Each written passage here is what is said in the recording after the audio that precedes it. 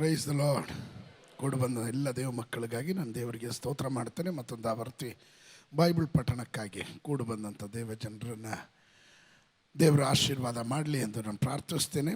ಕಳೆದ ದಿವಸಗಳಿಂದ ನಾವು ಕಲಿತಾ ಇರುವಂಥ ವಿಷಯ ಲೀಡರ್ಶಿಪ್ನಲ್ಲಿರುವಂಥ ಜವಾಬ್ದಾರಿಗಳು. ಅದರಲ್ಲಿ ನಾವು ಕಲಿತಾ ಇದ್ದಂಥ ಭಾಗ ಟೀಚಿಂಗ್ನ, ಫಾಲ್ಸ್ ಟೀಚರ್ಸ್ನ ನಾವು ಯಾವ ರೀತಿ ಎಚ್ಚರ ಉಳ್ಳವರಾಗಿರಬೇಕು ಎನ್ನೋದನ್ನು ಕಲಿತಾ ಇದ್ವಿ. ಮುಂದಿನ ಭಾಗದ ಕಡೆಗೆ ಹೋಗೋಣ. ಸುಳ್ಳು ಶಿಕ್ಷಕರು ಬರ್ಕೊಳ್ರಿ. False teachers do not confront their listeners with their sin. ಸುಳ್ಳು ಉಪದೇಶಿಗಳು ತಮ್ಮ ಕೇಳುಗರನ್ನು ಅಥವಾ ವಿಶ್ವಾಸಿಗಳನ್ನು ತಮ್ಮ ಪಾಪದೊಂದಿಗೆ ಅವರನ್ನು ಕನ್ಫ್ರಂಟ್ ಮಾಡೋದಕ್ಕೆ, ಅವರು ತಪ್ಪು ಮಾಡಿದರೆ ಅವ್ರನ್ನ ಕನ್ಫ್ರಂಟ್ ಮಾಡಿ ಗದರಿಸೋದಿಲ್ಲ.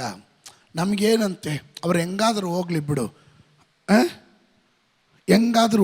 ಬಿಡು ನಮಗೇನಂತೆ ಎನ್ನೋ ರೀತಿಯಲ್ಲಿ ಅವರು ಸೈಲೆಂಟ್ ಆಗ್ತಾರೆ. No, a good Bible teacher, ಒಳ್ಳೆಯ ಉಪದೇಶಿ, ಸತ್ಯ ಉಪದೇಶಿ ಒಂದು ವ್ಯಕ್ತಿಯಲ್ಲಿ, ಒಂದು ಕುಟುಂಬದಲ್ಲಿ ಎಲ್ಲಾದರೂ ಪಾಪಗಳು ಕಂಡು ಬಂದರೆ ಅದನ್ನು ನಿಶ್ಚಯವಾಗಲೂ ಕನ್ಫ್ರಂಟ್ ಮಾಡಿ ಖಂಡಿಸಲೇಬೇಕು. ಆಮೇ ನೋಡ್ರಿ, ಸತ್ಯವೇದ ಗ್ರಂಥದಲ್ಲಿ ಪ್ರಲಾಪಗಳ ಪುಸ್ತಕ ಲ್ಯಾಮಿಟೇಷನ್ ಚಾಪ್ಟರ್ 2 ಎರಡನೇ ಅಧ್ಯಾಯ 14ನೇ ವಚನ. ನಿನ್ನ ಪ್ರವಾದಿಗಳು ಕಂಡು ಹೇಳಿದ ಕಣಿಗಳು ವ್ಯರ್ಥ, ನಿಸ್ಸಾರ. ಅವರು ನಿನ್ನ ದೋಷವನ್ನು ಬಯಲಿಗೆ ತಾರದ ಕಾರಣ ನಿನ್ನ ದುರವಸ್ಥೆಯು ನೀಗಲಿಲ್ಲ. ವಿಶ್ವಾಸಿಗಳ ದುರವಸ್ಥೆಗಳಿಂದ ಹೊರಗಡೆ ಬರಬೇಕು ಅಂದರೆ ಅವರ ದೋಷವನ್ನು ಬಯಲಿಗೆ ತಂದು ಅವರನ್ನು ದುರವಸ್ಥೆಯಿಂದ ಹೊರಗಡೆ ಬೆಳೆಸಬೇಕು. ಅವರು ಸೋತ್ರ ಹೇಳ್ತಾ ಇಲ್ಲ. ಮನುಷ್ಯ ತಪ್ಪು ಮಾಡೋದು ಸಹಜ. ದೇವರ ವಾಕ್ಯ ಹೇಳುತ್ತದೆ, ತಪ್ಪುಗಳನ್ನು ಮರೆಮಾಚುವವನಿಗೆ ಶುಭ ಉಂಟಾಗೋದಿಲ್ಲ, ಆದರೆ ಅವುಗಳನ್ನು ಅರಿಕೆ ಮಾಡಿ ಬಿಟ್ಟು ಬಿಡುವವನಿಗೆ ದೇವರ ಕರುಣೆ ಲಭಿಸುವಂಥದ್ದಾಗಿದೆ. ಹಾಗಾದರೆ ಅದನ್ನು ಎಚ್ಚರಿಸುವವರು ಯಾರು? ಅದನ್ನು ಕನ್ಫ್ರಂಟ್ ಮಾಡೋರು ಯಾರು? ಉಪದೇಶಿಗಳು, ಪಾಸ್ಟರ್ಗಳು. ಅನೇಕ ವಿಷಯಗಳು ನಮ್ಮ ಕಿವಿಯಲ್ಲಿ ಕೇಳ್ತೀವಿ, ನಮ್ಮ ಜೀವನದಲ್ಲಿ ನಾವು ಎದುರಿಸ್ಬೇಕಾಗುತ್ತೆ. ಎಲ್ಲರ ರೀತಿಯಲ್ಲಿ ನಾವು ಅದನ್ನು ಹ್ಯಾಂಡಲ್ ಮಾಡೋದಿಲ್ಲ. ಪಾಸ್ಟ್ರು ಅಂದಾಗ ತಂದೆ ಸ್ಥಾನದಲ್ಲಿ ನಿಂತು ಎಲ್ಲ ಭಾಗಗಳನ್ನು ಗಮನಿಸಬೇಕಾಗುತ್ತೆ. ಎಲ್ಲರನ್ನು ಒಟ್ಟುಗೂಡಿಸ್ಕೊಂಡು ಕರ್ಕೊಂಡೋಗಬೇಕಾಗುತ್ತೆ. ರಹಸ್ಯವಾಗಿ ಸತ್ಯವೇದ ಗ್ರಂಥದ ಪ್ರಮಾಣ ಹಂಗೆ ಇರೋದು. ಒಬ್ಬನು ತಪ್ಪು ಮಾಡಿದ್ರೆ ಅವನನ್ನು ಏಕಾಂತವಾಗಿ ಕರೆದು ಮಾತನಾಡು. ಆಮೇಲೆ ಹಾಗೂ ಕೇಳಲಿಲ್ಲ ಅಂದರೆ 1-2-3 ಹಿರಿಯರನ್ನ ಕರ್ಕೊಂಡೋಗಿ ಕುತ್ಕೊಂಡು ಮಾತಾಡು. ಹಾಗೂ ಕೇಳಲಿಲ್ಲ ಅಂದರೆ ತಿರ್ಗಾ ಸಭೆಯಾಗಿ ಅದನ್ನು ಅನೌನ್ಸ್ ಮಾಡೋದೋ ಅಥವಾ ಬಹಿರಂಗವಾಗಿ ಹೇಳೋದೋ ಮಾಡು. ಆಗಲೂ ಕೇಳಲಿಲ್ಲ ಅಂದರೆ ಆತನನ್ನು ಭ್ರಷ್ಟ, ನೀಚ ಅಂತ ಹೇಳಿ ತಳ್ಳಿಬಿಡಬೇಕು ಎಂಬುದು ದೇವರ ವಾಕ್ಯದ ಪ್ರಮಾಣ. Listen to me. ನಾವು ಇಲ್ಲಿ ಹೇಳ್ತಾ ಇರೋಂಥದ್ದು, ಇದನ್ನು ನಾವು ಹೇಳಿದ್ರೆ ಇವಾಗ ಇರೋ ಕೆಲ ಪಾಸ್ಟರ್ಸ್ಗೆ ಅಯ್ಯೋ ಅವ್ರು ಚರ್ಚ್ ಬಿಟ್ಟು ಹೋಗ್ಬಿಟ್ರೆ, ಅವ್ರು ಬರಲಿಲ್ಲ ಆದರೆ ಭಯ. ಅದರಿಂದ ಅವ್ರು ಏನು ಮಾಡ್ತಾರೆ, ಮುಚ್ಚೋದಕ್ಕೆ ನೋಡ್ತಾರೆ. ನಾವು ಖಂಡಿಸ್ಬೇಕಾದನ್ನು ಖಂಡಿಸ್ಬೇಕು, ಗದರಿಸ್ಬೇಕು. ನಿನ್ನ ಪ್ರವಾದಿಗಳು ಕಂಡು ಹೇಳಿದ ಕಣಿಗಳು ವ್ಯರ್ಥ, ನಿಸ್ಸಾರ. ಅವರು ನಿನ್ನ ದೋಷವನ್ನು, ಪ್ರವಾದಿಯ ಕೆಲಸ ಏನು? ಪ್ರವಾದಿಯ ಕೆಲಸ ನಿನ್ನ ತಪ್ಪು. ಸಮ್ಟೈಮ್ಸ್ ನೋಡ್ರಿ, ನನಗೆ ಕನಸುಗಳು ದೇವರು ತೋರಿಸ್ತಾನೆ. ಕೆಲವೊಮ್ಮೆ ಪ್ರವಾದನೆ ಶಬ್ದವನ್ನು ಕೊಡ್ತಾನೆ. ಕೆಲವು ವ್ಯಕ್ತಿಗಳ ಕುರಿತು ಮಾತನಾಡೋದಕ್ಕೆ ನಾನು ಇವತ್ತು ಬೆಳಿಗ್ಗೆನೂ ಪಾಸ್ಟರ್ ಆನಿಸನ್ ಜೊತೆ ನಾನು ಮಾತನಾಡ್ತಾ ಇದ್ದೆ. ಭಾಳ ಹೊತ್ತು ನಾವು ಮಾತನಾಡ್ತಾ ಇದ್ವಿ. ಪಾಸ್ಟರ್ ಆನಿಸನ್ ಹೇಳ್ತಾ ಇದ್ರು, ಸರ್ ನೀವು ಹೇಳುವಂಥ ಪ್ರತಿಯೊಂದು ಆಲೋಚನೆ ನನ್ನ ಡೈರಿಯಲ್ಲಿ ವರ್ಷಗಳ ಮುಂಚೆ ಬರೆದಿಟ್ಟಿರೋದೆಲ್ಲ ಅದು ಅದೇ ರೀತಿಯಲ್ಲಿ ಕನೆಕ್ಟ್, ನನಗೆ ಕನ್ಫರ್ಮೇಷನ್ ಮೇಲೆ ಕನ್ಫರ್ಮೇಷನ್. ಅದಕ್ಕೆ ಏನೇ ಇರಲಿ, ಯಾರೇ ಪ್ರವಚನ ಹೇಳಿದ್ರು ಕಡೆಯದಾಗಿ ನನಗೆ ಹೇಳ್ತಾರೆ, ನೀವು ಪ್ರಾರ್ಥನೆ ಮಾಡು, ನೀನು ಪ್ರಾರ್ಥನೆ ಮಾಡಿ ನನಗೆ ಹೇಳು ಏನು ದೇವರು ಹೇಳಿದ್ರು ಅಂತ. ಅದು ಅವರಿಗೆ ಕನ್ಫರ್ಮೇಷನ್ ಆಗಿರುತ್ತೆ. ಆಮೇಲೆ ಕಾರಣ ಕೆಲವೊಮ್ಮೆ ದರ್ಶನ ಕೊಡ್ತಾರೆ, ಕೆಲವೊಮ್ಮೆ ಸ್ವಪ್ನ. ನಾನು ಜಾಸ್ತಿ ಕನಸು ಕಾಣೋನು ಜಾಸ್ತಿ ಕನಸು ಕಾಣೋನೇ ಅಲ್ಲ. ನಾನು ಮಲಗಿದ್ರೆ ಎಲ್ಲಿ ಮಲಗಿದ್ದೀನಿ ಅಂತಲೂ ಗೊತ್ತಾಗಲ್ಲ, ಆ ಥರ ನಿದ್ದೆ ಮಾಡ್ತೀನಿ. ನೀವು ಸ್ತೋತ್ರ ಹೇಳ್ರಿ, ನೀವ್ಯಾಕೆ ಮಲಗ್ತೀರ? ಆಮೇಲೆ ನಾನು 2 ನಿಮಿಷದಲ್ಲಿ ನಿದ್ದೆ ಮಾಡ್ತೀನಿ, ಸುಖವಾಗಿ ನಿದ್ದೆ ಮಾಡ್ತೀನಿ, ನಿಶ್ಚಿಂತೆಯಿಂದ ನಿರ್ಭಯದಿಂದ ನಿದ್ದೆ ಮಾಡ್ತೀನಿ. ಆದರೆ ಕೆಲವೊಮ್ಮೆ ಕನಸುಗಳು ನಮ್ಮನ್ನು ಡಿಸ್ಟರ್ಬ್ ಮಾಡುತ್ತೆ, ಕೆಲವೊಂದು ವಿಷಯಗಳು ನಮ್ಮನ್ನು ಡಿಸ್ಟರ್ಬ್ ಮಾಡುತ್ತೆ. ಹಲ್ಲೆಲೂಯಾ. ಆ ವ್ಯಕ್ತಿಗಳ ಕುರಿತಾಗಿ ದೇವರು ತೋರಿಸುವಾಗ ಅವ್ರನ್ನ ಕರೆದು ನಾನು ವ್ಯಕ್ತಿಗತವಾಗಿ ಹೇಳಿರ್ತೀನಿ, ದೇವರ ಆತ್ಮನ ನಿಂಗೆ ತೋರಿಸೋದನ್ನು. ಇಲ್ಲ ನಾನು ಪ್ರಾರ್ಥನೆ ಮಾಡುವಾಗ ದೇವರೇನ ತೋರಿಸಿದ್ರೆ ನಾನು ಬಹಿರಂಗವಾಗಿ ಅವ್ರನ್ನ ಅವಮಾನ ಮಾಡೋ ರೀತಿಯಲ್ಲಿ ಅದನ್ನು ಪ್ರಸ್ತಾಪ ಮಾಡೋದಿಲ್ಲ. That is personal between the profit and the person. ಅದು ಅವರಿಗೆ ಹೇಳ್ಕೊಡೋದು. ಕೆಲವೊಮ್ಮೆ ಪ್ರವಾದಿಗಳು ಪ್ರವಚನೆಗಳನ್ನು ಭಾಳ ಸೂಕ್ಷ್ಮವಾಗಿ ಹ್ಯಾಂಡಲ್ ಮಾಡಬೇಕು. ಚಾಕು ಒಳ್ಳೆಯದು, ಆಪಲ್ ಕಟ್ ಮಾಡ್ಬೋದು, ತರಕಾರಿ ಕಟ್ ಮಾಡ್ಬೋದು, ಮಾಂಸ ಕಟ್ ಮಾಡ್ಬೋದು, ಮೀನು ಕಟ್ ಮಾಡ್ಬೋದು. ಸ್ವಲ್ಪ ಮಾಡಿದ್ರೆ ನಿನ್ನ ಬೆರಳು ಕಟ್ ಮಾಡ್ಬೋದು. ಹೇಳಲಿಲ್ಲ, ಸ್ವಲ್ಪ ಮಾಡಿದ್ರೆ ನಿನ್ನ ಬೆರಳು ಕಟ್ಟಾಗ್ಬಿಡುತ್ತೆ. ಹುಷಾರಾಗಿರಬೇಕು. ಅಂದರೆ ಇನ್ನು ಮೇಲೆ ಬೆರಳು ಕಟ್ಟಾಗುತ್ತೆ ನಾ ಕಾಣದಿಂದ ನಾನು ಮಾತ್ರ ಚಾಕಾನೇ ಮುಟ್ಟಲ್ಲ ಅನ್ನೋ ಅವಿವೇಕತನೂ ತೋರಿಸಂಗಿಲ್ಲ. ಚಾಕ ಉಪಯೋಗಿಸ್ಬೇಕು, ಪ್ರವಚನೆ ಉಪಯೋಗಿಸ್ಬೇಕು, ಅದನ್ನು ಯಾವ ರೀತಿ ಉಪಯೋಗಿಸ್ಬೇಕು ಎನ್ನೋದು ಭಾಳ ಇಂಪಾರ್ಟೆಂಟ್ ಆಗಿರುತ್ತೆ. ಒಪ್ಪುವವರು ಮಾತ್ರ ಆಮೇಲೆ ಹೇಳ್ರಿ. This is Bible study. ಇದರಲ್ಲಿ ನಾನು ನಿಮ್ಮನ್ನು ಎಚ್ಚರಿಸ್ತಾ ಇದ್ದೀನಿ, ನಿಮಗೆ ಇದು ತಿಳಿದಿರಲಿ. ಕೆಲವರಿಗೆ ದೇವರು ಕ್ಲೀನಾಗಿ ದರ್ಶನ ಕೊಡ್ತಾರೆ, ಕನಸು ಕೊಡ್ತಾರೆ, ಹೇಳಕ್ಕೆ ಬರಲ್ಲ ಇವರಿಗೆ, ಅದರ ವ್ಯಾಖ್ಯಾನ ಗೊತ್ತಿರಲ್ಲ. ಕೆಲವರೆಲ್ಲ ಕನಸು ಕಂಡುಬಿಟ್ರೆ ನನಗೆ ಕಾಲ್ ಮಾಡ್ತಾರೆ, ಪಾಸ್ಟ್ರೇ ನಾನು ಒಂದು ಕನಸು ಕಂಡೆ, ಅದು ಏನಂತ ನನಗೆ ಅರ್ಥ ಆಗಲಿಲ್ಲ, ಅದರ ಅರ್ಥ ಹೇಳ್ಕೊಡಿ ಅಂತ. ನಾನು ಹೇಳಿದೆ, ಕನಸು ನಾನು ಕೊಟ್ಟನ ದೇವ್ರು ಕೊಟ್ಟನ ಅಂತ. ನನ್ನ ಪ್ರಶ್ನೆ ಸಿಂಪಲ್ ಪ್ರಶ್ನೆ, ಯಾರು ಕೊಟ್ಟರು? ದೇವ್ರು ಕೊಟ್ಟಿದ್ದು. ಹಾಗಾದರೆ ದೇವ್ರ ಹತ್ರನೇ ಕೇಳಿ ಅದಕ್ಕೆ ಅರ್ಥನೂ ದೇವರೇ ಕೊಡ್ತಾರೆ ಅಂತ. ನಾನೇನಾದರೂ ಹೇಳಿಕೊಟ್ರೆ, ನಾನೇನಾದರೂ ಅದನ್ನು ವ್ಯಾಖ್ಯಾನ ಮಾಡಿದ್ರೆ ನಾಳೆ ದಿನ ಅವರು ಎಲ್ಲದಕ್ಕೂ ನನ್ನನ್ನೇ ಡಿಪೆಂಡ್ ಆಗ್ತಾರೆ. ಅದು ಬರಬಾರ್ದು. ಅದರಿಂದಲೇ ಅವರವರಿಗೆ ಕನಸು ಕೊಟ್ಟಾಗ, ಆದರೆ ಅದನ್ನು ಪ್ರಸ್ತಾಪ ಮಾಡುವಾಗ ಕೆಲವರು ಪೊಲೈಟಾಗಿ ಹ್ಯಾಂಡಲ್ ಮಾಡ್ತಾರೆ, ನಾಜೂಕಾಗಿ ಅದನ್ನು ಎಂಟ್ರಿ ಮಾಡ್ತಾರೆ.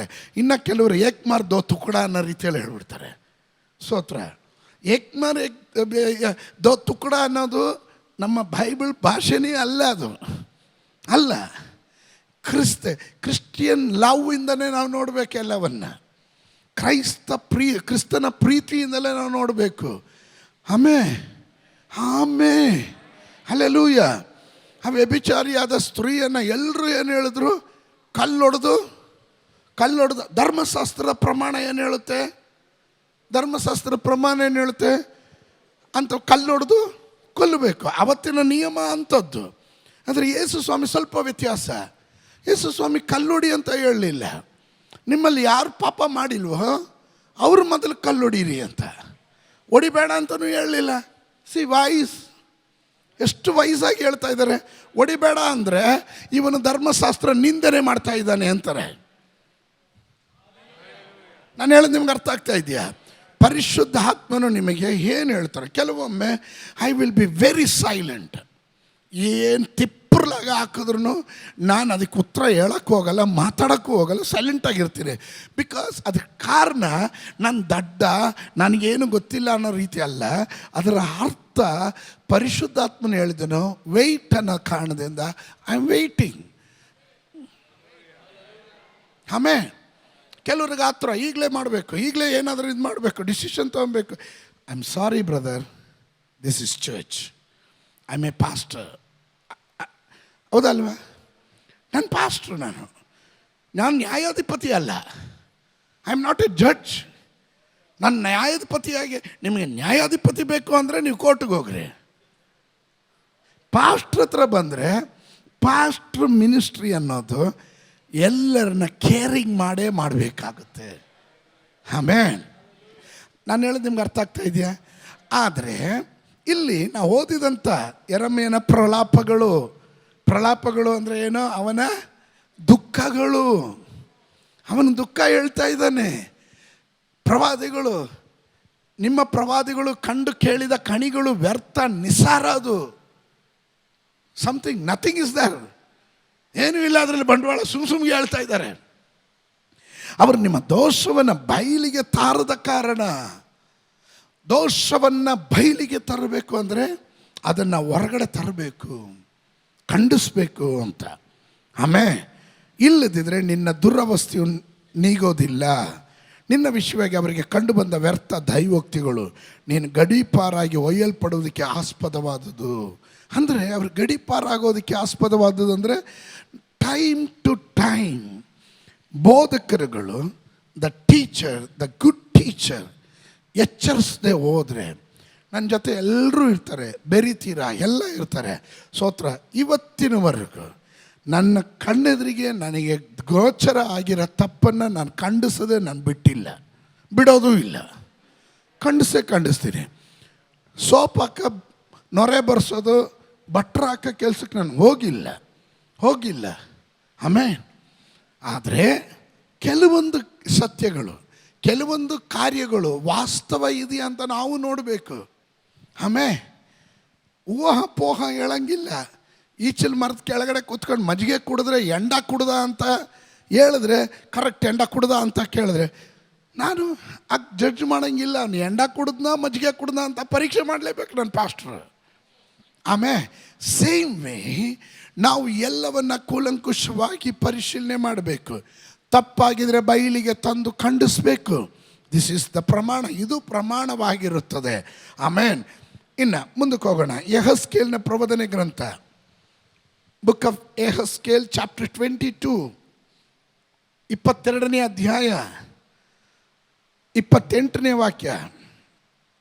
ಅಲ್ಲಿನ ಪ್ರವಾದಿಗಳು 22-28, ಅಲ್ಲಿನ ಪ್ರವಾದಿಗಳು ಇವರಿಗಾಗಿ ಮಿಥ್ಯಾದರ್ಶನವನ್ನು, ಸುಳ್ಳು ಕಣಿಯನ್ನು ಕಂಡು ಯೆಹೋವನು ಮಾತನಾಡದಿದ್ದರು.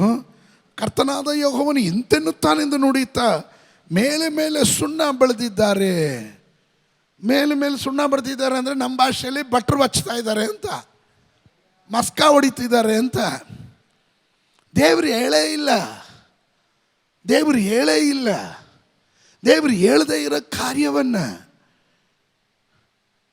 ನನಗೆ ದೇವರಾತ್ಮನ ಹೇಳಿದ್ರೆ ಹೇಳಿದೆ ಅಂತ ಹೇಳ್ತೀನಿ, ಇಲ್ಲ ಅಂದರೆ ಇಲ್ಲ ಅಂತೀನಿ. ನನ್ನ ಚರ್ಮ ಏನು ಸವದೋಗಲ್ಲ. ಆಮೇಲೆ ನಾನಿವಾಗ ಪ್ರವಾದನೆ ಹೇಳಲೇಬೇಕು ಅನ್ನೋ ನಿರ್ಬಂಧ ನನಗೇನಿಲ್ಲ. ದೇವರಾತ್ಮನ ಕೊಟ್ಟರೆ ಹೇಳ್ತೀನಿ, ಇಲ್ಲಾದರೆ ನಾನು ಸೇವೆ ಮಾಡ್ಕೊಂಡು ಹೋಗ್ತಾ ಇರ್ತೀನಿ. ಎಲ್ಲ ರೋಗಿಗಳು ಸೌಖ್ಯ ಆಗಬೇಕಂತ ನನಗೆ ಆಸೆ. ಸೌಖ್ಯ ಮಾಡೋದು ದೇವರು, ಆಲೋಚನೆ ಕೊಡೋದು ದೇವರು. ಕೆಲವ್ರ ಚಿಂತೆ ಏನು ಗೊತ್ತಾ, ನಾನು ಆಲೋಚನೆ ಹೇಳಲಿಲ್ಲ ಅಂದರೆ ನನ್ನ ಸ್ಟ್ಯಾಂಡರ್ಡ್ ಕಮ್ಮಿ ಆಗಿಬಿಡುತ್ತೆ, ಅದರಿಂದ ಹೇಳಲೇಬೇಕು. ದೇವರು ಹೇಳೇ ಇಲ್ಲ, ಸುಮ್ಮನೆ ಇವರೇ ಹೇಳೋದು. No, don't do that. ಎಲ್ಲರೂ ಕನ್ಸ್ಕೊಂಡ್ರು ಪ್ರವಾದನೆ ದೇವರು ಆಲೋಚನೆ ಕೊಟ್ಟರು, ಆದರೆ ಇವರು ಕೊಟ್ಟೇ ಇರಲ್ಲ. ಎಲ್ಲರೂ ಹೇಳಿದ್ರಲ್ಲ, ನಾವು ಏನಾದರೂ ಹೇಳಬೇಕು ಅಂತ ಕೆಲವೊಮ್ಮೆ ಹೇಳ್ಬಿಡ್ತಾರೆ.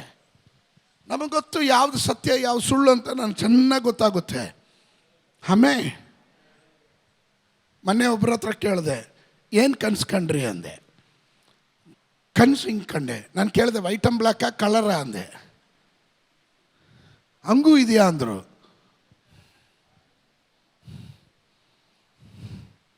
ಸೋತ್ರ ನೀವು ಇರೋ ಸೀರಿಯಸ್ ನೋಡಿದ್ರೆ ನೀವು ಈಸ್ಟ್ ಮೆನ್ ಕಲರ್ ನೋಡಿದ್ದೀರಾ ಅಂತ ಕಾಣುತ್ತೆ.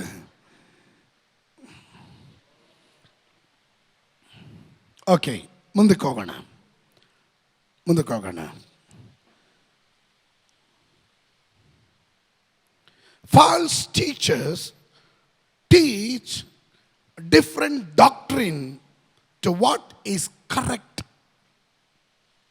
ಸತ್ಯ ಬೋಧನೆಗೆ ತದ್ವಿರುದ್ಧವಾದ ಸುಳ್ಳು ಬೋಧನೆಗಳನ್ನು ಸುಳ್ಳು ಉಪದೇಶಿಗಳು ಉಪದೇಶ ಮಾಡ್ತಾರೆ.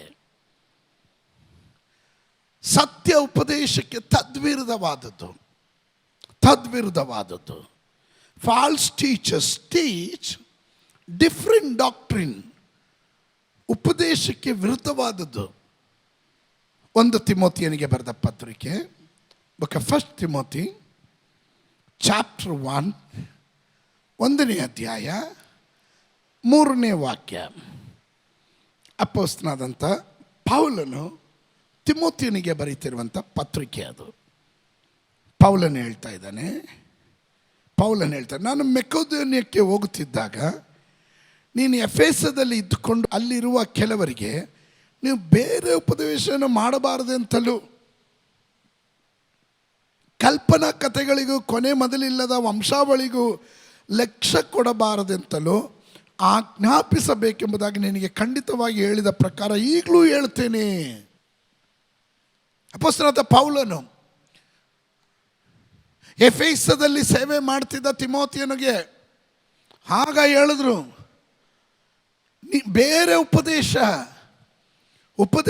ಆಗಬೇಕಾದ್ರೆ, ಎಲ್ಲರಲ್ಲಿ ನೋಡ್ರಿ, ಒಂದು ಉಪದೇಶ ಆಗಬೇಕಾದ್ರೆ ಯೇಸು ಸ್ವಾಮಿ ಅದನ್ನು ನುಡಿದಿರಬೇಕು, ಅಪೊಸ್ತಲರು ಅದನ್ನು ಪಾಲಿಸ್ತಾ ಬಂದಿರಬೇಕು. ಅದಲ್ದಿರೆ ಎಲ್ಲ ಉಪದೇಶ ಆಗಕ್ಕಾಗಲ್ಲ. ಈಗ ಲೇಟೆಸ್ಟ್ ಉಪದೇಶಗಳು ಏನೇನೋ ಬಂದಿದೆ. ಸ್ತೋತ್ರ. ಲೇಟೆಸ್ಟ್ ಉಪದೇಶ ಪ್ರಕಾರ ನೀನು ದೀಕ್ಷಾಸ್ನಾನ ಹೊಂದದೇ ಕರ್ತನ ಮೇಜ್ ತಗೋ, ಏನು ಮಾಡಬೇಡ. ಯೇಸು ಕರ್ತನು ನನ್ನ ರಕ್ಷಕನು ಒಡೆಯನಂತ ನಾನು ಹೃದಯದಲ್ಲಿ ನಂಬಿದ್ದೀನಿ, ಅಷ್ಟೇ ಸಾಕು. ಆಮೇಲೆ ನೀನೇನು ಬೇಕಾದ್ರೂ ತಿನ್ನು. ಸ್ತೋತ್ರ. ಮೊನ್ನೆ ಹಬ್ಬ ಯಾರೋ ಹೇಳಿದ್ನಂತೆ, ನಾನು ಸತ್ಯವಾಗ್ಲೂ ನಾನು ಕೇಳಿಸ್ಕೊಳ್ಳಿಲ್ಲ. ನನಗೆ ಅಲ್ಲಿನ ಬೋಧಕರೊಬ್ಬರು ಕರೆ ಮಾಡಿ ಹೇಳಿದ್ರು,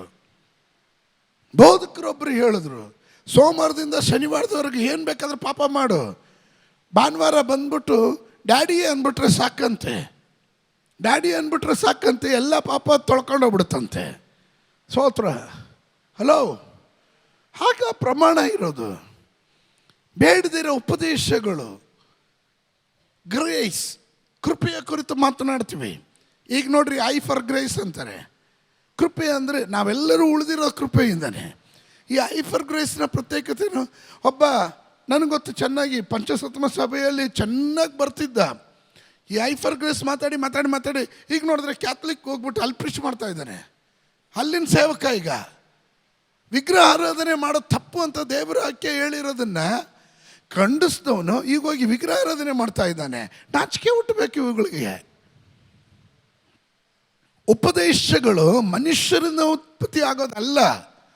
ಅಪೊಸ್ತಲನಾದ ಪೌಲನು ಹೇಳ್ತಾನೆ, ನಾನು ನಿಮಗೆ ಮಾಡಿರೋ ಏನು, ನಾನು ಮೆಕೆದೋನಿಗೆ ಹೋಗುತ್ತಿದ್ದಾಗ ನೀನು ಎಫೆಸದಲ್ಲಿ ಇದ್ದುಕೊಂಡು ಅಲ್ಲಿದ್ದವರಿಗೆ ಕೆಲವರಿಗೆ ನೀನು ಬೇರೆ ಉಪದೇಶವನ್ನು ಮಾಡಬಾರದೆಂತಲೂ. ಬೇರೆ ಉಪದೇಶ ಅಂದರೆ ಏನು? ದೈವ ವಚನದ ಪ್ರಮಾಣಕ್ಕೆ ದೇವರು ಕೊಟ್ಟಿರುವಂಥ ಪ್ರಮಾಣ ಬಿಟ್ಟು ಬೇರೆ ಯಾವುದೇ ಉಪದೇಶವನ್ನು ಮಾಡಬಾರದು.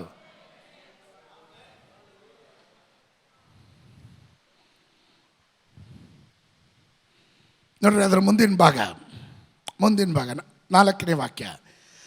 ಕಲ್ಪನಾ ಕಥೆಗಳಿಗೂ ಕೊನೆ ಮೊದಲಿಲ್ಲದ ವಂಶಾವಳಿಗಳು ಲಕ್ಷ್ಯ ಕೊಡಬಾರದೆಂತಲೂ ಆಜ್ಞಾಪಿಸಬೇಕೆಂಬುದಾಗಿ ನಿಮಗೆ ಖಂಡಿತವಾಗಿ ಹೇಳಿದ ಪ್ರಕಾರ ಈಗಲೂ ಹೇಳ್ತೇನೆ. ಅಂಥ ಕಥೆಗಳು, ವಂಶಾವಳಿಗಳು ವಿವಾದಕ್ಕೆ ಆಸ್ಪದವಾಗಿದೆ ಹೊರತು ದೇವರು ನಿರ್ವಹಿಸುವ ಕೆಲಸಕ್ಕೆ ಅನುಕೂಲವಾಗಿಲ್ಲ. ಇದರಲ್ಲಿ ನಂಬಿಕೆಯೇ ಮುಖ್ಯವಾದದ್ದು. ಆಮೇಲೆ ಕಲ್ಪನಾ ಕಥೆಗಳು, ಪಾರಂಪರೆ, ಅಜ್ಜಿ ಕಥೆಗಳು, ಉಪದೇಶಕ್ಕೆ ಒಂದು ಪ್ರಮಾಣ ಇದೆ. ಉಪದೇಶವನ್ನು ಗಟ್ಟಿಯಾಗಿ ಹಿಡ್ಕೊಬೇಕು. ಆಮೇನ್. ಮುಂದಿನ ಭಾಗ. False teachers destroyed the truth. ಸುಳ್ಳು ಉಪದೇಶಿಗಳು ಅಥವಾ ಸುಳ್ಳು ಬೋಧಕರು ಸತ್ಯವನ್ನು ವಿರೂಪಗೊಳಿಸ್ತಾರೆ.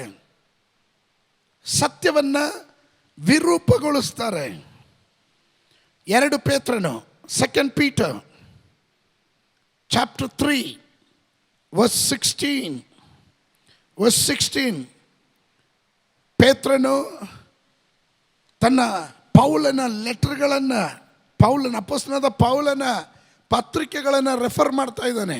3:16 2 ಪೇತ್ರ 2 Peter chapter 3:16 ಅವನು ತನ್ನ ಎಲ್ಲ ಪತ್ರಿಕೆಗಳಲ್ಲಿಯೂ ಈ ವಿಷಯಗಳನ್ನು ಕುರಿತು ಬರೆಯುವಾಗ ಹೀಗೆ ಬೋಧಿಸಿದ್ದಾನೆ. ಯಾರು? ಪೇತ್ರನ ಹೇಳ್ತಾ ಇರೋದು. ಇದು ಯಾರ ಕುರಿತು ಹೇಳ್ತಾ ಇರೋದು? ಪೌಲನ ಕುರಿತು ಹೇಳ್ತಾ ಇರೋದು. ಪೌಲನು ಉಪದೇಶಗಳನ್ನು ಸ್ಪಷ್ಟವಾಗಿ ಸಭೆಗಳಿಗೆ ಕೊಟ್ಟವನು, ಸಭೆಯ ಸ್ಥಾಪಕನು, ಅಪೊಸ್ತಲರಲ್ಲಿ ಪ್ರಮುಖನಾಗಿರುವವನು. ಪೇತ್ರನು ಯೇಸುವಿನ ಜೊತೆಯಲ್ಲಿ ನಡೆದಂಥ ಶಿಷ್ಯನಾದರೂ ಪೌಲನ ಪತ್ರಿಕೆಗಳನ್ನು ರೆಫರ್ ಮಾಡ್ತಾ ಇದ್ದಾನೆ.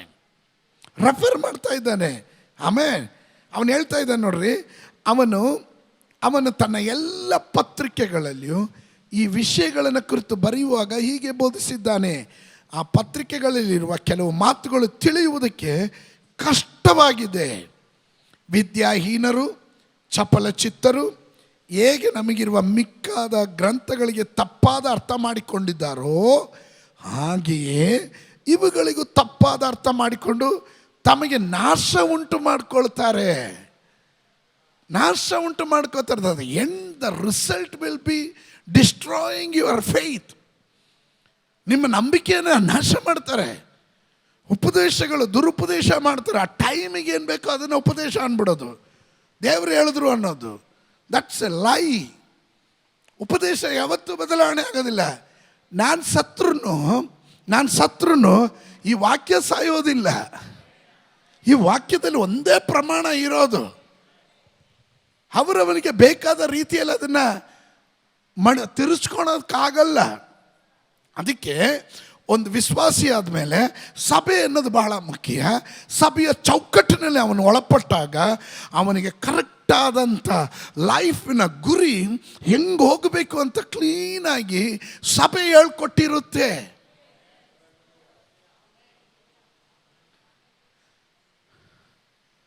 ನಿಮ್ಮಲ್ಲಿ ದೇವರ ಕುರಿತಾದ ಭಯ ಇರುತ್ತೆ, ಭಕ್ತಿ ಇರುತ್ತೆ, ಪ್ರಮಾಣ ಇರುತ್ತೆ. ನೋಡ್ರಿ, ಇಲ್ಲಿ ಯಾರಾದರೂ ವಿಚಿತ್ರವಾಗಿ ಗಡ್ಡ ಬಿಟ್ಕೊಂಬಂದಿರೋರು ಇದ್ದೀರಾ? ಒಬ್ಬರು ಇಲ್ಲ. ವಿಚಿತ್ರವಾಗಿ ಕಟಿಂಗ್ ಮಾಡ್ಕೊಂಬಂದಿರೋರು ಇದ್ದೀರಾ? ಇಲ್ಲ. ವಿಚಿತ್ರವಾದ ವಸ್ತ್ರಗಳನ್ನ ಕೆಲವೊಂದು ಸಭೆಗಳಿಗೆ ಹೋದರೆ ನಿಕ್ಕರ್ ಹಾಕೊಂಬತ್ತವೆ, ಬರ್ಮುಡ ಹಾಕೊಂಬತ್ತವೆ. ಸ್ತೋತ್ರ. ಅವನೆಲ್ಲ ಪಾರ್ಕಿಗೆ ಬಂದಂಗೆ ಬರ್ತಾನೆ. ಸತ್ಯ ನಾನು ಹೇಳ್ತಾ ಇದ್ದೀನಿ. ನೀವು ದೇವರ ಸಭೆ ಈ ಚೌಕಟ್ಟಿನಲ್ಲಿ ಇರುವಾಗ ನಿಮ್ಮ ಜೀವನದ ಶಿಸ್ತು ಬರುತ್ತೆ, ಡಿಸಿಪ್ಲಿನ್ ಬರುತ್ತೆ. ಆಮೇಲೆ ಹಲ್ಲೆಲೂಯಾ. ನನ್ನ ಮಕ್ಕಳು ಹೊರಗಡೆ ಇಳಿಯುವಾಗ ಅವ್ರ ವಸ್ತ್ರವನ್ನು ಪರೀಕ್ಷೆ ಮಾಡ್ತೀವಿ. ತಪ್ಪಾಗಿದ್ರೆ ಸರಿ ಇಲ್ಲ ತೆಗಿ ಅಂತೀವಿ. ಯಾತಕ್ಕೋಸ್ಕರ? ಇದು ಸಭೆಗೆ ಅನುಗುಣವಾದದ್ದು. ಆಮೇಲೆ ದೇವ್ರಿಗೆ ಭಯ ಬೀಳ್ತೀವಿ, ಸಭೆಗೆ ಭಯ ಬೀಳ್ತೀವಿ, ದೇವರ ರಾಜ್ಯಕ್ಕೆ ಭಯ ಬೀಳ್ತೀವಿ, ದೇವರ ನಾಮಕ್ಕೆ ಭಯ ಬೀಳ್ತೀವಿ, ಪಾಸ್ಟ್ರಿಗೆ ಭಯ ಬೀಳ್ತೀವಿ. ಯಾಕೆ? ಇದರಿಂದ ಏನು ದೋಷ? ನಿಮಗೇನೋ ದೋಷ ಆಗುತ್ತಾ? ಆ ಭಯ ಇರೋದ್ರಿಂದ ಭಕ್ತಿ ಹೆಚ್ಚಾಗುತ್ತೆ. ನಿಮಗೆ ದೇವರಲ್ಲಿ ಇರುವಂಥ ಭಕ್ತಿ ಹೆಚ್ಚಾಗುತ್ತೆ. ಭಯ ಬಿಟ್ಬಿಡ್ರಿ. ನಾನು ಕೇಳ್ತೇನೆ, ನೀವೆಲ್ಲರೂ ಇಲ್ಲಿದ್ದೀರಾ? ನೀವು ಸುಖವಾಗಿ ನಿದ್ದೆ ಮಾಡ್ತೀರಪ್ಪ. ಮನೆಗೆ ಹೋದ್ಮೇಲೆ ಸುಖವಾಗಿ ನಿದ್ದೆ ಮಾಡ್ತೀರಾ? ಏನು ಗ್ಯಾರಂಟಿಯಲ್ಲಿ ನಿದ್ದೆ ಮಾಡ್ತೀರಾ? ಕಳ್ಳರು, ಕದೀಮರು, ಡಕಾಯ್ತಿರು ಎಲ್ಲ ಬಂದು ನಿಮ್ಮ ಮನೇನ ಕೊಳ್ಳೆ ಹೊಡ್ಕೊಂಡು ಮನೆಗೆ ಬೆಂಕಿ ಹಚ್ಬಿಟ್ಟು ಹೋಗ್ಬಿಡ್ತಾರೆ ಅನ್ನೋ ಭಯನೇ ಇಲ್ಲ ನಿಮಗೆ. ಯಾಕೆ? ಇಲ್ಲೊಂದು ಸಿಸ್ಟಮ್ ಇದೆ, ಇಲ್ಲೊಂದು ಪೊಲೀಸ್ ಸಿಸ್ಟಮ್ ಇದೆ, ಇಲ್ಲೊಂದು ಸರ್ಕಾರ ಇದೆ. ಸರ್ಕಾರ ಕೇಳದ ನಿಯಮಗಳನ್ನು ತಂದಿದ್ದಾರೆ. ಆ ನಿಯಮಕ್ಕೆ ತದ್ವಿರುದ್ಧವಾಗಿ ಯಾರಾದರೂ ನಡೆದ್ರೆ ಅವರು ಶಿಕ್ಷೆಗೆ ಅರ್ಹರಾಗ್ತಾರೆ.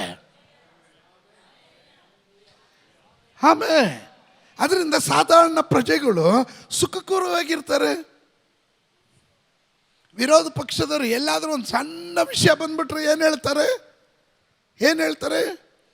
ಆಡಳಿತದಲ್ಲಿ ಆಡಳಿತದ ವೈಫಲ್ಯ.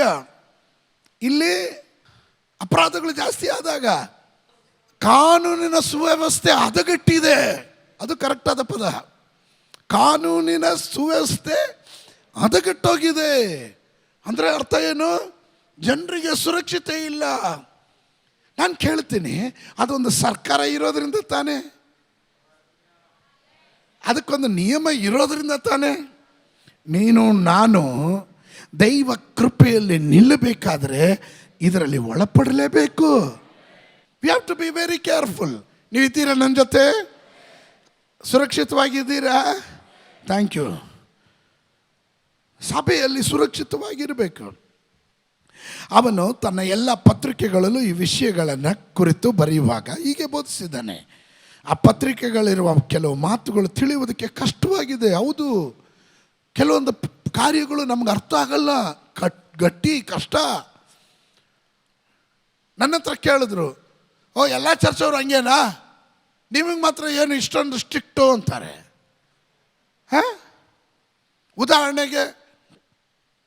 ಉದಾಹರಣೆಗೆ ಮದುವೆ ಟೈಮ್ ಬಂದ್ರೆ ಇದೆಲ್ಲ ಪ್ರಾಬ್ಲಮ್ ಜಾಸ್ತಿ ಬರೋದು. ಇಲ್ಲಿ ಬಂದಾಗ ಇಲ್ಲಿನ ಪ್ರಮಾಣ ಅದು.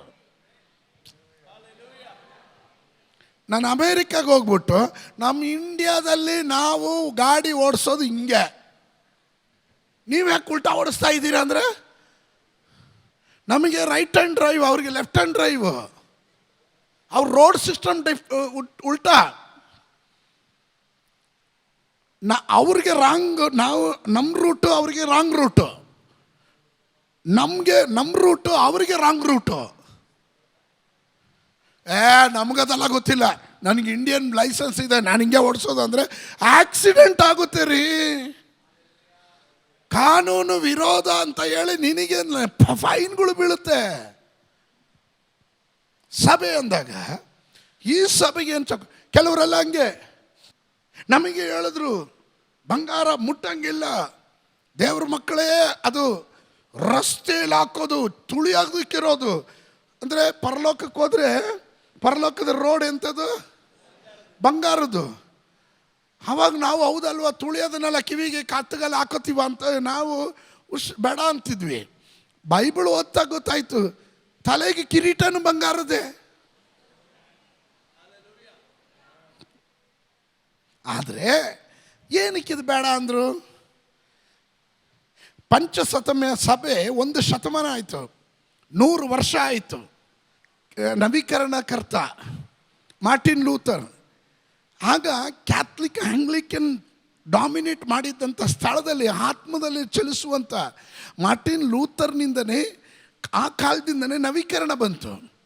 ಅಲ್ಲಿಂದನೇ ಪಂಚಶತಮ ಅವರು ಲೂಥರನ್ ಸಭೆಗಳು ಬಂದಿದ್ದು.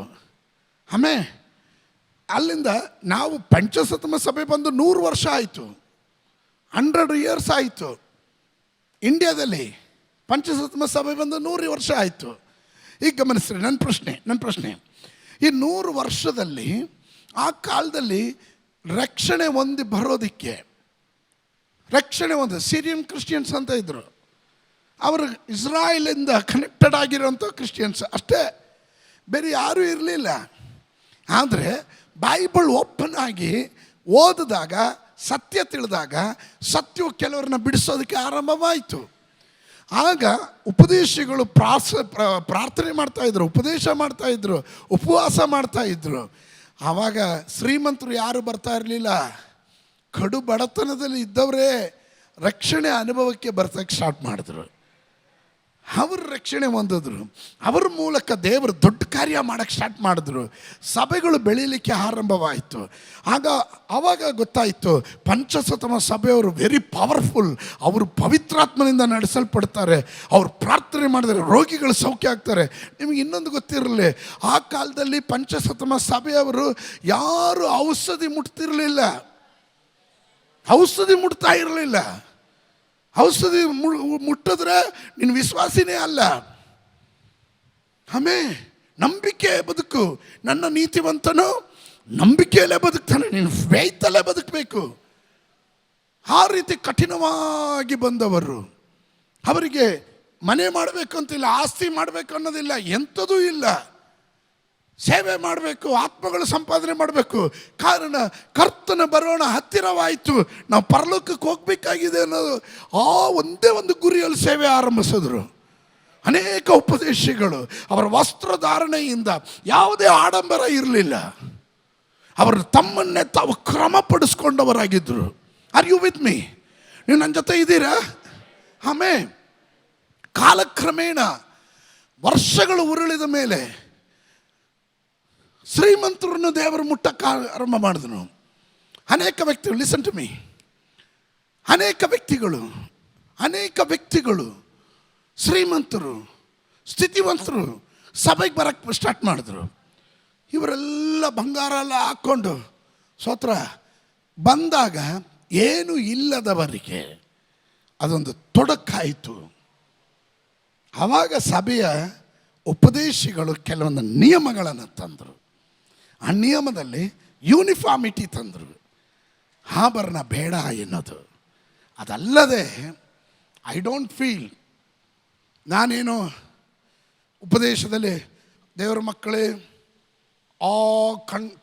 ಕಿವಿಯಲ್ಲಿದ್ದಿದ್ದು ಕತ್ತಲ್ಲಿರೋದು ಇದೆಲ್ಲ ಈಸ್ಕೊಂಡು ಬಸವನ ವಿಗ್ರಹ ಮಾಡಿ ಆರೋನನ್ನು ಅದಕ್ಕೆ ಜನ ಎಲ್ಲ ಅಡ್ಡ ಬಿದ್ದರು, ಅದರಿಂದ ಅದನ್ನು ನೀವು ಉಪಯೋಗಿಸಬಾರ್ದು. ಇದೆಲ್ಲ ಅದಾದ ಮೇಲೆ ಅವರು ಇಸ್ರಾಯೇಲ್ ಜನರು ಐಗುಪ್ತ ದೇಶ ಬಿಡುವಾಗ ಅವರು ಏನು ಕೇಳಿ ಪಡ್ಕೊಂಡ್ರು? ಅವರ ಬೆಳ್ಳಿ ಬಂಗಾರಗಳನ್ನೆಲ್ಲ ದೇವ್ರು ಬೇಡ ಅಂದಿಲ್ಲ, ದೇವರೇ ಪರ್ಮಿಷನ್ ಕೊಟ್ಟಿದ್ದದು. ಉಪದೇಶನ ಓದ್ತಾ ನಮಗೆ ಸತ್ಯ ತಿಳಿದಾಗ ನಾವು ಕಣ್ಣು ಹರಳಿ ಬರುತ್ತೆ, ಬುದ್ಧಿ ಚೆನ್ನಾಗಿ ಹರಳುತ್ತೆ. Listen to me. ಅದರಿಂದ ಏನು ಮಾಡಿದ್ರು, ಒಂದು ಯೂನಿಫಾರ್ಮಿಟಿ ತಂದರು. ಅವಾಗ ಸಭೆಗೆ ಬರೋರು ಈಗಾದರೆ ಕಲರ್ ಡ್ರೆಸ್ ಹಾಕೊಂಬರ್ತೀರ. ಮುಂಚೆ ಹಂಗಿರಲಿಲ್ಲ, ವೈಟ್ ಬಟ್ಟೆನೇ ಹಾಕೊಂಬರ್ಬೇಕು. ಪಂಚಸತಮ ಸಭೆಯವರೆಲ್ಲ ಸೊ ಇದನ್ನು ನಾವು ಪಾಲಿಸ್ಕೊಂಬಂದ್ವಿ ಉಪದೇಶಗಳಲ್ಲಿ. ಆಮೇಲೆ ನಮ್ಮ ಕಾಲಕ್ಕೆ ಬಂದಾಗ, ನಮ್ಮ ಇದಕ್ಕೆ ಬಂದಾಗ ಸ್ವಲ್ಪ ನಾವು ನಗರಗಳಲ್ಲಿ ವಾಸ ಮಾಡುವವರು, ವಿವಿಧ ಕಲ್ಚರ್ ಇರುವಂಥ ಜನರನ್ನ ದೇವರು ಮುಟ್ಟಕ್ಕೆ ಆರಂಭ ಮಾಡಿದ್ರು. ಅವರು ರಕ್ಷಣೆ ಅನುಭವಕ್ಕೆ ಬಂದರು. ಅವರ ಆತ್ಮದಲ್ಲೂ ಸತ್ಯದಲ್ಲೂ ದೇವರನ್ನ ಆರಾಧನೆ ಮಾಡೋಕ್ಕೆ ಸ್ಟಾರ್ಟ್ ಮಾಡಿದ್ರು. ಆಮೇ ಕೆಲವೊಮ್ಮೆ ಗಂಡ ರಕ್ಷಣೆ ಹೊಂದಿರಲ್ಲ, ಹೆಂಡತಿ ಮಾತ್ರ ರಕ್ಷಣೆ ಹೊಂದಿರ್ತಾರೆ. ಗಂಡ ರಕ್ಷಣೆ ಹೊಂದಿರಲ್ಲ, ಹೆಂಡತಿ ಮಾತ್ರ ರಕ್ಷಣೆ ಹೊಂದಿರ್ತಾರೆ. ಇವಳು ಕತ್ತಿಗೆ ಏನು ಹಾಕ್ಕೊಂಡಿರಲ್ಲ, ಕಿವಿಗೆ ಏನು ಹಾಕ್ಕೊಂಡಿರಲ್ಲ. ಏನೇ ಮುಂಡೆ ಥರ ಬಂದಿದೆಯಾ, ನಾನು ಗಂಡ ಜೀವಂತವಾಗಿರುವಾಗ ಗಂಡ ಸತ್ತು ಮುಂಡೆ ಥರ ಇದೆಯಾ ಅಂತ ಹೇಳಿ ಹೊಡಿತಾರೆ ಅಂತ ಹೇಳಿ, ಹಂಗೆ ತಾನೆ ತುಂಬ ಹಿಂಸೆಗಳು ಉಂಟಾಗ್ತಾಯಿತ್ತು. ಆ ಸಮಯದಲ್ಲಿ ನಾನು ನಮ್ಮ ಪಾಸ್ಟ್ರ್ ಜೊತೆ ಕುಂತು ನಾವು ಚರ್ಚೆ ಮಾಡಿದ್ವಿ, ಬೈಬಲ್ನ ಇಟ್ಕೊಂಡೇ ಚರ್ಚೆ ಮಾಡಿದ್ವಿ. ಅದರಲ್ಲಿ ತಪ್ಪಿಲ್ಲ ಅಂತ ಗೊತ್ತಾದ ಮೇಲೆ ನಮ್ಮ ಕಲ್ಚರನ್ನು ನಾವು ಅದನ್ನೇ ಮುಂದುವರಿಸಿದ್ವಿ. ಆದರೆ ಯಾವಾಗಲೂ ಅದೊಂದು ಆಡಂಬರ. ಇದೆಲ್ಲ ಹಾಕ್ಕೊಳೋದು ಏನು ಗೊತ್ತಾ? ಆಡಂಬರ. ವಾಚ್ ಕಟ್ಟೋದೇನು ಇದೊಂದು ಆಡಂಬರ. ತಲೆ ಬಾಚೋದೇನು? ತಲೆ ಬಾಚೋದು ಆಡಂಬರ. ಬಟ್ಟೆ ಐರನ್ ಮಾಡಿ ಹಾಕೊಂಬರೋದೇನು ಆಡಂಬರನೇ. ಬಂಗಾರ ಹಾಕೋದೇನಕ್ಕೆ? ಅದೊಂದು ಆಡಂಬರ. ನಾನು ಹೇಳಿದ್ದು ನೀವು ಬಂಗಾರ ಹಾಕಬೇಡಿ ಅಂತ ಹೇಳಲಿಲ್ಲ, ಆದರೆ ದೈವ ಮಕ್ಕಳಿಗೊಂದು ಮಾನ್ಯವಾದ ರೀತಿ ಇದೆ. ಅತಿ ಆದರೆ ಅಮೃತನೂ ವಿಷ ಆಗುತ್ತೆ. ಎಲ್ಲ ಲಿಮಿಟಲ್ಲಿ ಇರಬೇಕು. Christian life is the balanced life.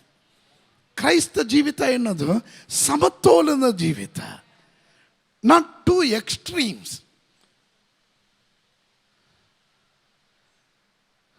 ನಮ್ಮ ವಿಶ್ವಾಸಿಗಳನ್ನ ಎಂದು ನಾನು ಯೋಚನೆ ಮಾಡಬೇಕಂದ್ರೆ ಅವ್ರ ಮದುವೆಗಳಿಗೆ ಹೋಗಿ ನೋಡಬೇಕು. ಸಭೆಗೆ ಮಾತ್ರ 100% ಪಂಚಸತಮ ಸಭೆಯವ್ರ ಥರನೇ ಬರೋದು. ಆದರೆ ಮದುವೆಗೆ ಹೋಗಿ ನೋಡ್ರಿ, ಗೌರಮ್ಮನ ಥರ ಇರ್ತಾರೆ ಅವರು. ನನಗೆ ಆವಾಗಲೇ ಗೊತ್ತಾಗುತ್ತೆ ಇವರು ಡಬಲ್ ಕ್ಯಾರೆಕ್ಟರ್ ಇರೋರು ಅಂತ. ಹೌದು, ಡ್ಯುಯಲ್ ಕ್ಯಾರೆಕ್ಟರ್. ನಿಮ್ಮ ಒಳಗಡೆ ನಿಮಗೆ ಬರಬೇಕದು. ಪಾಸ್ಟ್ರ್ ಹೇಳೋದ್ರಿಂದ ಅಲ್ಲ, ನಿಮ್ಮ ಒಳಗಡೆ ಬರಬೇಕು.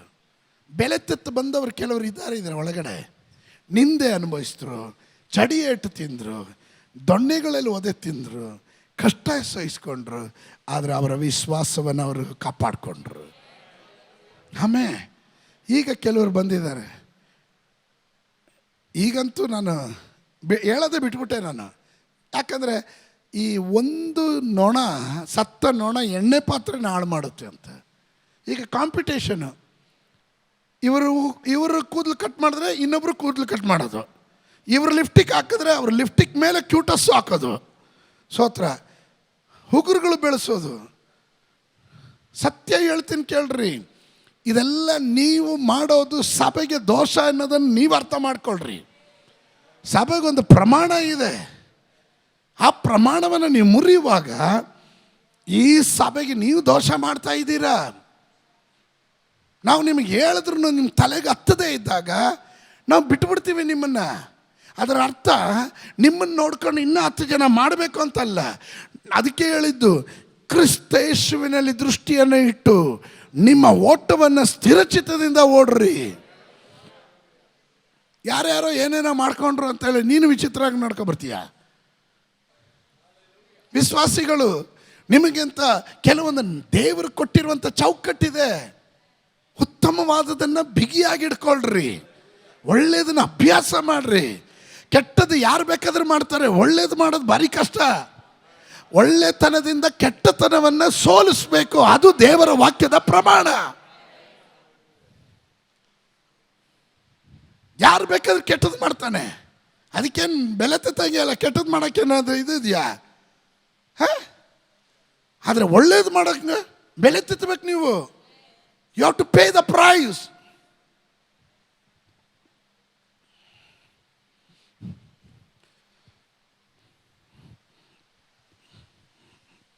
ಅವನು ತನ್ನ ಎಲ್ಲ ಪತ್ರಿಕೆಗಳಲ್ಲಿ ಈ ವಿಷಯಗಳನ್ನು ಕುರಿತು ಬರೆಯುವಾಗ ಈಗ ಬೋಧಿಸಿದ್ದಾನೆ.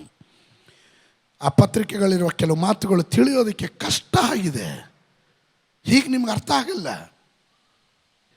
ವಿದ್ಯಾಹೀನರು, ಚಪಲಚಿತ್ತರು, ಈ ಹೇಗೆ ನಮಗಿರುವ ಮಿಕ್ಕಾದ ಗ್ರಂಥಗಳಲ್ಲಿ ತಪ್ಪಾದ ಅರ್ಥ ಮಾಡಿಕೊಂಡಿದ್ದಾರೋ ಹಾಗೆ ಇವುಗಳಿಗೂ ತಪ್ಪಾದ ಅರ್ಥ ಮಾಡಿಕೊಂಡು ನಮಗೆ ನಾಶ ಉಂಟು ಮಾಡಿಕೊಳ್ತಾರೆ.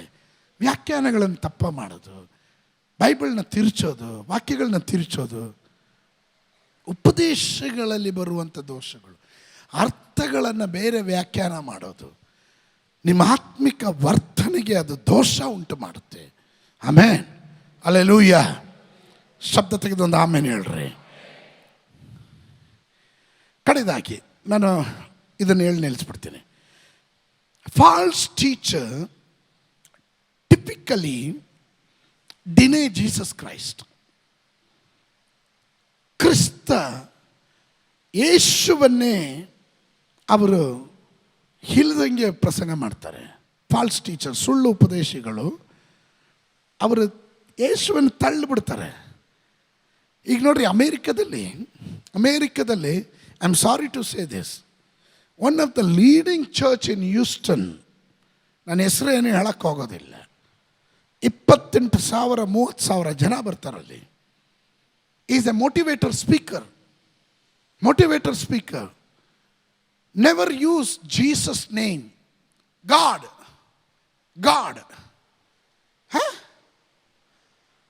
ನನಗೆ ಸಂತೋಷ ಯೇಸು ನಾಮ ಕರೆಯೋದ್ರಲ್ಲಿ. ಆಮೇಲೆ ಗಾಡ್ ಅಂದರೆ ಎನಿ ಗಾಡ್. ನಾನು ಹೇಳೋದು ಒಂದೇ, ಯೇಸುವಿನ ಮೂಲಕ ಆಕಾಶದ ಕೆಳಗಡೆ ಭೂಮಿಯ ಮೇಲ್ಗಡೆ ಕೊಡಲ್ಪಟ್ಟಿರುವ ಆ ನಾಮದಲ್ಲಿ ಅಲ್ಲದೆ ಮತ್ತಾರಿಂದಲೂ ರಕ್ಷಣೆ ಬರೋದಿಲ್ಲ ಎನ್ನುವುದನ್ನು ಘಂಟಾಘೋಷವಾಗಿ ಹೇಳಬೇಕು ನಾವು. ನಾನು ಹೇಳೋದು ನಿಮ್ಗೆ ಅರ್ಥ ಆಗ್ತಾ ಇದೆಯಾ? ಅದು ಹೇಳಲಿಲ್ಲ ಅಂದರೆ, ಅದು ಹೇಳೋ ಧೈರ್ಯ ಬರಲಿಲ್ಲ ಅಂದರೆ, that means you are a false teacher. ಒಂದು ಯೋಹನ್ನಾನ ಬರೆದ ಪತ್ರಿಕೆ 1 John chapter 2 2ನೇ ಅಧ್ಯಾಯ 22ನೇ ವಾಕ್ಯ. ಯೇಸು ಕ್ರಿಸ್ತನಲ್ಲ ಎನ್ನುವವನು ಸುಳ್ಳುಗಾರನ ಅಲ್ಲವಾದರೆ ಸುಳ್ಳುಗಾರನು ಬೇರೆ ಎಲ್ಲಿದ್ದಾನೆ? ಯಾವನಾದರೂ ತಾನು ತಂದೆಯನ್ನು ಮಗನನ್ನು ಅರಿಯನು ಎಂದು ಹೇಳಿದರೆ ಅವನೇ ಕ್ರಿಸ್ತ ವಿರೋಧಿ. ಅವನೇ ಕ್ರಿಸ್ತ ವಿರೋಧಿ. ತಂದೆಯನ್ನು ಮಗನನ್ನು ಹರಿಯುತ್ತಿಲ್ಲ. False teachers deny Jesus. ಅವರು ಕ್ರಿಸ್ತ ವಿರೋಧಿಗಳಾಗಿರ್ತಾರೆ. ಕ್ರಿಸ್ತನಿಗೆ ವಿರುದ್ಧವಾದ ರೀತಿಯಲ್ಲಿ ನಡ್ಕೋತಾರೆ. ಕ್ರಿಸ್ತನಿಗೆ ವಿರುದ್ಧವಾದ ಪದಗಳನ್ನು ಮಾತಾಡ್ತಾರೆ. ನಾನು ನಿಮಗೆ ಸುಳ್ಳು ಉಪದೇಶಿಗಳ ಕುರಿತು ಮಾತನಾಡ್ತಾ ಇದ್ದೀನಿ, ಸುಳ್ಳು ಪ್ರವಾದಿಗಳ ಕುರಿತು ಮಾತನಾಡ್ತಾ ಇದ್ದೇನೆ. ಸಭೆಯ ಚೌಕಟ್ಟಿನಲ್ಲಿ ನಿಲ್ಲುವಾಗ ಎಲ್ಲವೂ ಕ್ರಮಬದ್ಧವಾಗಿ ಇರಬೇಕು ಅಂತ ಆ ಕಾರಣದಿಂದಲೇ ನಿಮ್ಮನ್ನು ನಾನು ಎಚ್ಚರಿಸ್ತಾ ಇದ್ದೇನೆ. ಒಪ್ಪುವವರು ಮಾತ್ರ ಆಮೇನ್ ಹೇಳುವಂತರಾಗಿರಿ. ಏನಾದರೂ ಕಲ್ತಿದ್ರೆ ಗಟ್ಟಿಯಾಗಿ ಒಂದು ಆಮೇನ್ ಹೇಳ್ರಿ. Hallelujah, hallelujah, amen. ಕೊಲೋಸಿಯದವರಿಗೆ ಬರೆದ ಪತ್ರಿಕೆ, ಬುಕ್ ಆಫ್ ಕೊಲೋಸಿಯನ್ಸ್,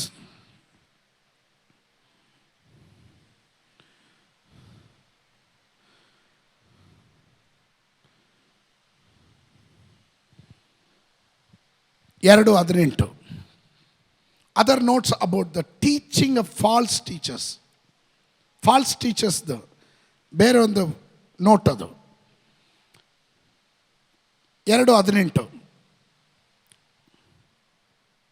ಕೆಲವರು ಅತಿ ವಿನಯದಲ್ಲಿಯೂ ದೇವದೂತರ ಪೂಜೆಯಲ್ಲೂ ಆಸಕ್ತರಾಗಿದ್ದಾರೆ. ತಮಗೆ ದರ್ಶನಗಳಾದವು ಎಂದು ಕೊಚ್ಚಿಕೊಳ್ತಾರೆ ಮತ್ತು ಪ್ರಾಪಂಚಿಕ ಬುದ್ಧಿಯಿಂದ ನಿರಾಧಾರವಾಗಿ ಒಪ್ಪಿಕೊಂಡಿದ್ದಾರೆ. ಆದರೆ ಕ್ರಿಸ್ತನೆಂಬ ಶಿರಸ್ಸಿನ ಹೊಂದಿಕೆಯನ್ನು ಬಿಟ್ಟವರಾಗಿದ್ದಾರೆ. ಅಂದರೆ ಏನು? ಕ್ರಿಸ್ತನೆಂಬ ಶಿರಸ್ಸಿನ ಹೊಂದಿಕೆಯನ್ನು. ಕ್ರಿಸ್ತನ ಶಿರಸ್ಸು ಅಂದರೆ ಯಾವುದು? ಸಭೆ. ಸಭೆ ಜೊತೆ ಯಾವುದಕ್ಕೂ ಬರಲ್ಲ ಅವರು. ಸಭೆ ಜೊತೆ ಕೂಡೋದೇ ಇಲ್ಲ. ಆದರೆ ನಮಗೆ ಎಲ್ಲ ಗೊತ್ತು ಅನ್ನೋ ರೀತಿಯಲ್ಲಿ. Are you with me? ದರ್ಶನ ಆಗ್ತದೆ, ಎಲ್ಲ ಹೇಳ್ತಾರೆ. ಕ್ರಿಸ್ತನೆಂಬ ಶಿರಸ್ಸಿನ ಹೊಂದಿಕೆಯನ್ನು ಬಿಟ್ಟವರಾಗಿದ್ದಾರೆ. ಇಂಥವರು ನಿಮಗೆ ದೊರಕಿರುವ ಬಿರುದನ್ನು ಅಪಹರಿಸುವುದಕ್ಕೆ ಅವಕಾಶ ಮಾಡಿಕೊಡ್ಬೇಡ್ರಿ. ಅವಕಾಶ ಕೊಡಬೇಡ್ರಿ. ನಿಮಗೆ ದೊರಕಿರುವಂಥ ಬಿರುದು, ದೇವರು ನಿಮಗೆ ಕೊಟ್ಟಿರುವ ಜಯಮಾಲೆಯಿಂದ ನಿಮ್ಮನ್ನು ತಪ್ಪಿಸೋದಕ್ಕೆ ಬರುವಂಥ ದುರಾಲೋಚನೆಕರರು ಇವರು, ದುರುಪದೇಶ ಮಾಡುವವರು. ಆ ಶಿರಸ್ಸಿನಿಂದಲೇ ದೇಹವೆಲ್ಲ ಕೀಲು ನರಗಳ ಮೂಲಕ ಬೇಕಾದ ಸಹಾಯವನ್ನು ಹೊಂದಿ ಒಂದಾಗಿ ಕೂಡಿಸಲ್ಪಟ್ಟು ದೇವರು ಕೊಡುವ ವೃದ್ಧಿಯಿಂದ ಅಭಿವೃದ್ಧಿ ಆಗ್ತಾ ಬರುತ್ತದೆ. ನೋಡಿದ್ರೆ ಆ ಶಿರಸ್ಸು. ಸಭೆಯ ತಲೆ ಯಾರು? ಗಟ್ಟಿಯಾಗಿ ಹೇಳ್ರಿ. ಕ್ರಿಸ್ತನು. ಕ್ರಿಸ್ತನ ತಲೆ ಆದರೆ ನಾವೆಲ್ಲ ಯಾರು? ಅಂಗಾಂಗಗಳು. ಇದೆಲ್ಲ ತಲೆಯಿಂದನೇ ಕನೆಕ್ಟೆಡ್ ಆಗಿರೋದು. ನಿಮ್ಮ ಕೈ ಕಾಲು ಪ್ಯಾರಲೈಸ್ ಆಗೋದು ಯಾವಾಗ? ನಿಮ್ಮ ಮೆದುಳು ಸ್ಟ್ರೋಕ್ ಕೊಡಿದಾಗ, ಕ್ಲಾಟ್ ಆದಾಗ, ಬ್ಲಡ್ ಕ್ಲಾಟ್ ಆದಾಗ, ಆವಾಗ ಸ್ವಾಧೀನ ಬರಲ್ಲ. ನಿಮಗೆ ಸಂದೇಶ ಬರ್ತಾ ಇರೋದು ಎಲ್ಲಿಂದ? ಕ್ರಿಸ್ತನೆಂಬ ತಲೆಯಿಂದ, ಸಭೆಯಿಂದ. ಸಭೆ ಕ್ರಿಸ್ತನ ತಲೆ. ಹಲೋ, ಇದೀರಾ? ಕ್ರಿಸ್ತನ ತಲೆ. ನಾವೆಲ್ಲರೂ ಅಂಗಾಂಗಗಳು, ನರ ನಾಡಿಗಳು ಜೋಡಿಸಲ್ಪಟ್ಟಿದೆ. ಇದೆಲ್ಲ ಸಭೆಗೆ ಕನೆಕ್ಟೆಡ್ ಆಗಿದೆ. ನಾನು ನೀನು ಸಭೆಗೆ ಕನೆಕ್ಟ್ ಆಗಿರಬೇಕು. ಅದಕ್ಕೆ ನಾನು ಹೇಳೋದು, ಸಭೆಗೆ ಯಾರು ಬರೋದಿಲ್ವೋ ಅಂಥವ್ರ ಜೊತೆ ನೀನು ಸಹವಾಸ ಇಟ್ಕೊಂಡ್ರೆ ಒಂದಲ್ಲ ಒಂದು ದಿನ ನಿನಗೂ ನಾಶ ಕಾದಿರುತ್ತೆ. ಆ ಶಿರಸ್ಸಿನಿಂದಲೇ ದೇಹವೆಲ್ಲ ಕೀಳು ನರಗಳು ಮೂಲಕ ಬೇಕಾದ ಸಹಾಯವನ್ನು ಹೊಂದಿ ಒಂದಾಗಿ ಕೂಡಿಸಲ್ಪಟ್ಟು, ಹೆಂಗೆ? ದೇವರು ಕೊಡೋ ವೃದ್ಧಿಯನ್ನ, ಯಾರು ಕೊಡೋದು ವೃದ್ಧಿಯನ್ನ? ಅಭಿವೃದ್ಧಿ ಆಗುತ್ತಾ ಬರುತ್ತದೆ. ಸಭೆ ಅಭಿವೃದ್ಧಿ ಆಗ್ತಾ ಬರೋದು ಹೆಂಗೆ ಗೊತ್ತಾ? ನಾವೆಲ್ಲ ಒಗ್ಗಟ್ಟಾಗಿ ನಿಂತಾಗ, ಐಕ್ಯತೆಯಲ್ಲಿ ನಿಂತಾಗ. ಆಮೇಲೆ ನೀವು ಯಾವಾಗ ತಪ್ಪನ್ನು ತಪ್ಪು ಅಂತ ಖಂಡಿಸ್ತೀರೋ ನಿಮಗೆ ಶತ್ರುಗಳು ಜಾಸ್ತಿ. ಹಾಗಾದರೆ ನಾನು ಅನೇಕರಿಗೆ ಶತ್ರುನೇ ಅಲ್ವಾ? ಎದ್ದು ನಿಂತ್ಕೊಳ್ಳೋಣ. I will be continue. ನಾನು ಕಂಟಿನ್ಯೂ ಮಾಡ್ತೀನಿ.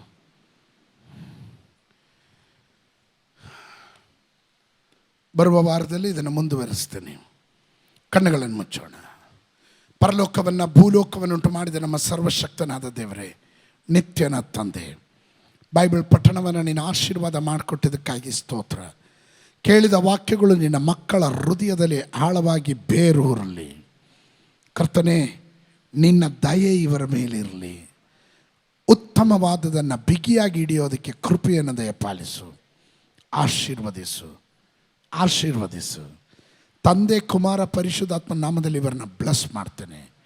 ಯೇಸುವಿನ ನಾಮದಲ್ಲಿ ಸಮಾಧಾನವಾಗಿ ನಿನ್ನ ಜನರನ್ನ ಕಳಿಸ್ಕೊಡು. ಯೇಸುವಿನ ನಾಮದಲ್ಲಿ ಬೇಡ್ತೇನೆ ತಂದೆ.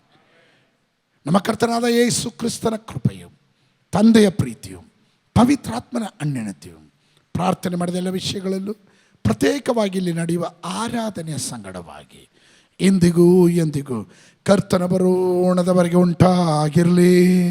ಜಯ ಕೊಟ್ಟ ಕರ್ತನಿಗೆ ಸ್ತೋತ್ರ ಮಾಡೋಣ. Hallelujah, hallelujah.